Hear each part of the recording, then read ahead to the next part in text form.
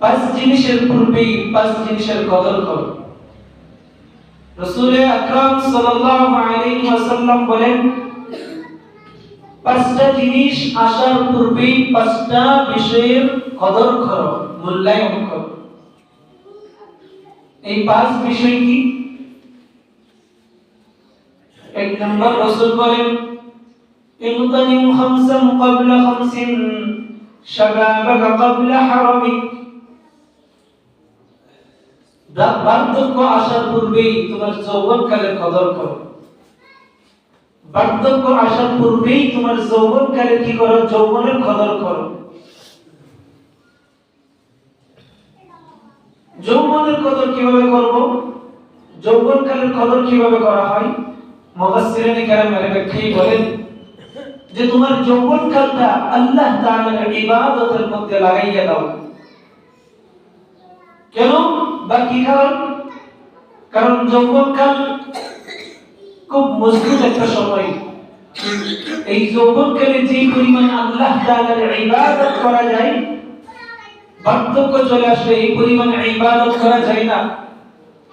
যৌবনকালে চাইলে দূর দূরান্তে মসজিদে গিয়ে জামাতের সাথে নামাজ আদায় করা যায়, জানাজার নামাজে শরীক হওয়া যায়, বিভিন্ন কল্যাণমূলক কাজ করা যায়, পাঁচ ওয়াক্ত নামাজ বা জামাত আদায় করা যায়।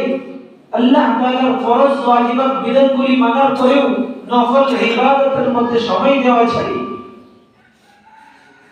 শেষ রাত্রে এই কনকনে ঠান্ডার সময় উঠে ঠান্ডা পানি দিয়ে তাহাজ্জুদ ওযু বানিয়ে তাহাজ্জুদের নামাজ আদায় করা যায়। যৌবনকালে চাইলে এই আমলগুলো করা সম্ভব, কিন্তু বার্ধক্যজনিত কারণে এই সমস্ত আমলগুলি পুঙ্খানুপুঙ্খানুভাবে করা যায় না। যৌবনে যে পরিমাণ ইবাদত করা যায়, বার্ধক্য চলে আসলে এই পরিমাণ ইবাদত করা একজনের পক্ষে সম্ভব হয় না। এই জন্য যৌবনকালকে কাজে লাগানো বার্ধক্য আসার পূর্বেই। কেন? বার্ধক্যে মানুষ এত আল্লাহ তাআলার ইবাদতে মশগুল থাকতে পারে না। যে পরিমাণ সে শ্রম ঘাম ব্যয় করতে পারে ইবাদতের মধ্যে, বার্ধক্যে সেটা হয়ে ওঠে না। আর এই যৌবনকালে ইবাদত করার দ্বারা লাভ কি হবে? যৌবনকালে ইবাদত করার দ্বারা ফায়দা হলো,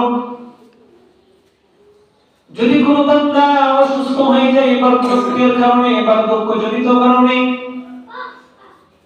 বার্ধক্য আসার কারণে বান্দা আমল করতে পারে না, ইবাদত করতে পারে না, শেষ রাত্রে উঠে ঠান্ডা পানি দিয়ে ওযু করে তাহাজ্জুদ পড়তে পারে না, দূরের জানাজার নামাজে শরীক হইতে পারে না, পাঁচ ওয়াক্ত নামাজ বা জামাত আদায় করতে পারে না।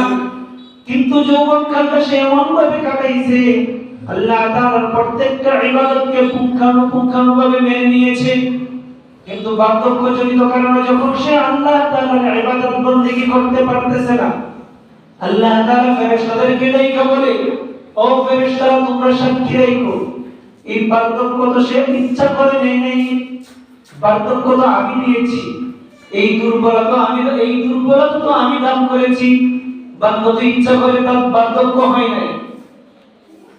এই বার্ধক্যজনিত কারণে বান্দা পূর্বে যে রকম যৌবনকালে ইবাদত করত, বার্ধক্যের কারণে সেই ইবাদত করতে পারতেছে না।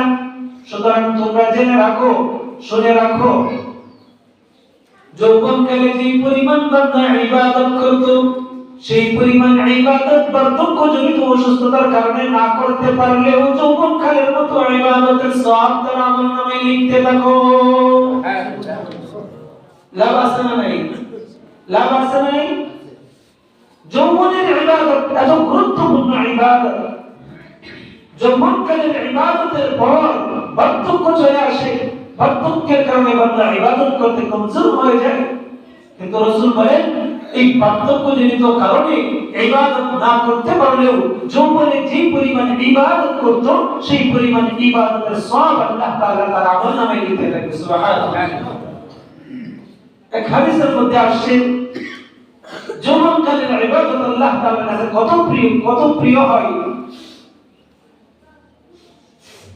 যে আসমান থেকে যে বৃষ্টির ফোঁটা পড়ে, বৃষ্টি বর্ষণ যখন হয়, আসমান থেকে যখন বৃষ্টি বর্ষণ হয়, বৃষ্টির ফোঁটা জমিনের মধ্যে কি পরিমাণ পড়ে সেটা জিবরিল আমিন সেটা বলতে পারে, সেই পরিমাণটাও করতে পারে। কিন্তু যৌবনকালে যুবক যখন আল্লাহ তাআলার ইবাদতের মধ্যে মশগুল হয়, আল্লাহ তাআলার সিজদায় লুটাইয়া পড়ে এক আল্লাহ তাআলার ইবাদতে মগ্ন হয়, আল্লাহ তাআলা ওই যুবক সময়ের ইবাদতের বিনিময় যুবককে কি পরিমাণ সওয়াব দেয়, জিবরিল আমিন বলে ওই যুবককে এত পরিমাণ সওয়াব দেওয়া হয় যে আমি আর সেই সওয়াবটা করতে পারি না। সুবহানাল্লাহ, অগণিত সওয়াব দান করা হয়।